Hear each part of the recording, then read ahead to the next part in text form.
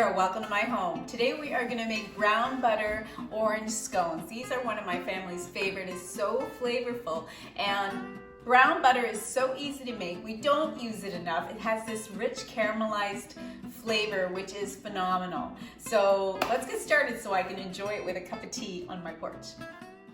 All right, so you're gonna add your half a cup of butter to a hot pan, and you're just gonna melt it and keep swirling it, and then all of a sudden this amazing thing will happen. It will start to deepen in color, but you really have to watch it. You don't want it to burn. Just keep swirling, and the smell when it changes is gonna fill the room, and you're gonna know it's ready.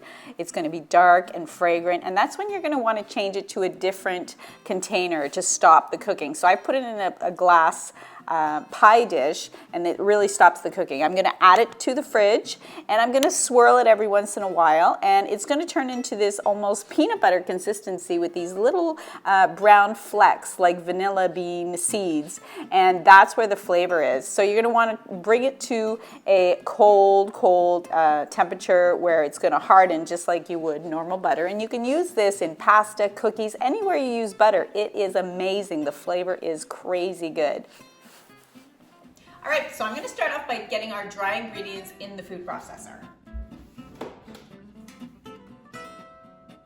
All right, so we're going to start off by adding our 1/4 cup of sugar and zest of 2 oranges. All right, so then we're going to give that a little buzz. That's going to bring out the oils in the oranges. Next, we're going to add our flour, our salt,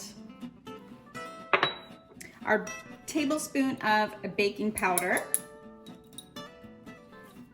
Give that a quick buzz. Next, we're going to add 4 ounces of cream cheese, full-fat cream cheese, and 1/2 cup of our brown butter. I'm just gonna give it a quick wipe around the sides to get all that orange goodness. Make sure we don't miss out on it. And then I've measured 1/2 cup of our brown butter, but you can break up the pieces. They're all pretty much broken up. But they have to be nice and cold. All right, so let's get that cap back on and give it a buzz.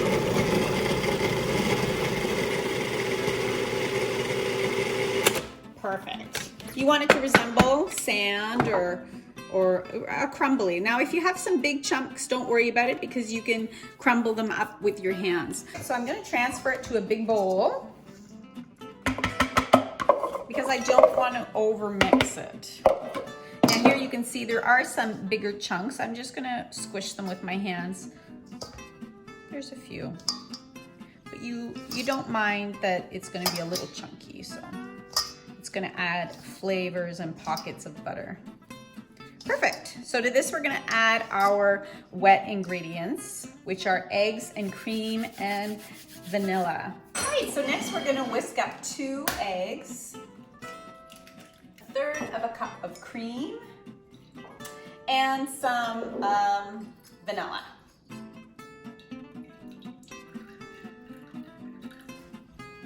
All right. Give that a nice whisk. You want to whisk it up in here opposed to putting it straight into your dough because you're going to be over mixing it. So just give that a quick whisk. All right, we're just going to add that to our dough.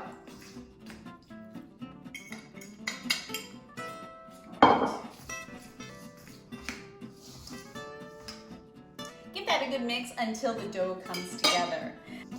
You don't want to overwork this dough.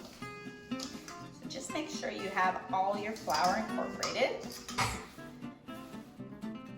and mold into a round disc.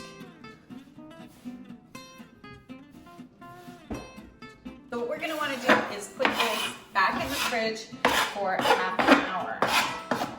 You don't want to overwork it, and you don't want to add too much flour. Perfect. Get that butter all cold again, and it'll be a lot fluffier. All right, so I've set the stove to 425, nice and hot.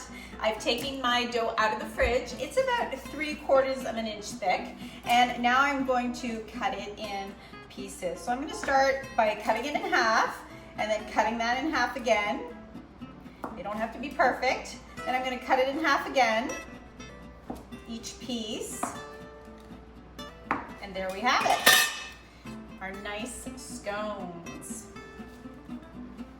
Right. I like them nice, thick, and toofy. These are gonna be so delicious. They smell so good already.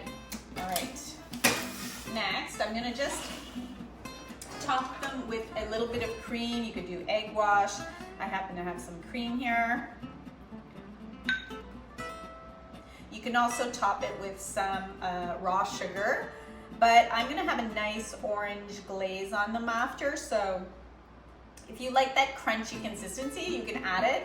Otherwise, you don't have to. Also, the texture of these are a little softer and a little less crumbly. There are eggs in it, so it makes it a little less crumbly, which is nice. So easy, so quick to put together.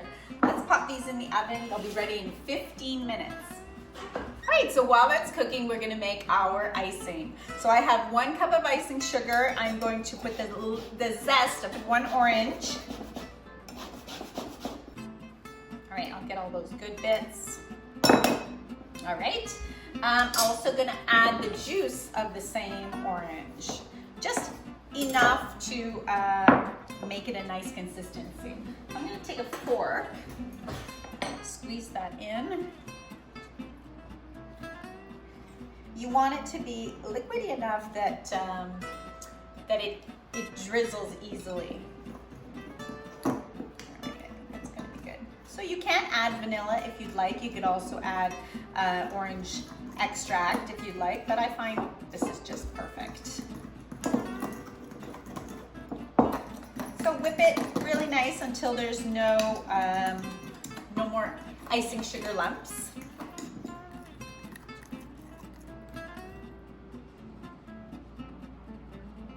Color is just brilliant, really nice. All right, that is a really good consistency. I'm gonna be able to drizzle it on there nicely. All right, let's tidy up and they'll be out of the oven.